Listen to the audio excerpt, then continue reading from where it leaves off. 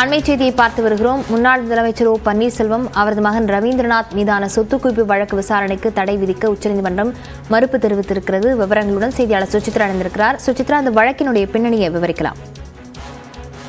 கடந்த 2001 முதல் 2006 ஆண்டு காலகட்டத்தில் அதிமுக ஆட்சியின் பொழுது வருமானத்திற்கு அதிகமாக சுமார் 1.72 கோடி ரூபாய் செலுத்தி சேர்த்ததாக முன்னாள் முதல்வர் பன்னீர்செல்வம் மற்றும் அவருடைய மகன்கள் மனைவி மீதான சொத்து குவிப்பு வழக்கு தொடர்பான விசாரணைக்கு தற்பொழுது தடை விதிப்பதற்கு உச்சநீதிமன்றம் மறுப்பு தெரிவித்திருக்கிறது. இந்த விவகாரத்தில் கடந்த 2006 ஆண்டு பதிவு செய்யப்பட்ட அந்த வழக்கு பதிவு செய்யப்பட்ட நிலையில் சிவகங்கை நீதிமன்றத்தால் கடந்த 2012 ஆண்டு பன்னீர்செல்வம் உள்ளிட்ட அவருடைய உறவினர்கள் அனைவருமே வழக்கிலிருந்து விடுவிக்கப்பட்டது குறிப்பிடத்தக்கது. இந்த நிலையில் இந்த வழக்கை தாமாக முன்வந்து உயர்நீதிமன்றத்தினுடைய தனி நீதிபதியான ஆனந்த் வெங்கடேஷ் விசாரணைக்கு எடுத்தது குறிப்பிடத்தக்கது. அந்த உயர்நீதிமன்றத்துடைய உத்தரவிற்கு எதிர்ப்பு தெரிவித்து பன்னீர்செல்வம் மற்றும் அவருடைய மகன் ரவீந்திரநாத் சார்பாக உச்சநீதிமன்றத்தில் மேல்முறையீட்டு மனுக்களானது தாக்கல் செய்யப்பட்டது. அந்த மனுக்கள் அனைத்தையுமே தற்பொழுது உச்சநீதிமன்றத்தினுடைய நீதிபதி ஹிருஷிகேஷ் ராய் தலைமையிலான அமர்வானது தள்ளுபடி செய்து உத்தரவை பிறப்பித்திருக்கிறது. மிக முக்கியமாக இந்த வழக்கினுடைய தன்மை மற்றும்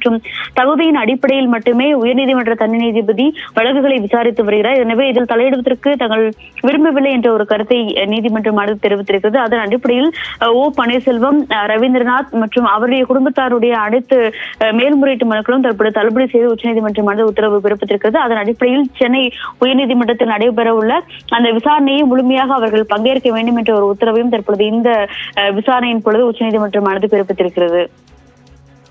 விவரங்களுக்கு நன்றி சுசித்ரா.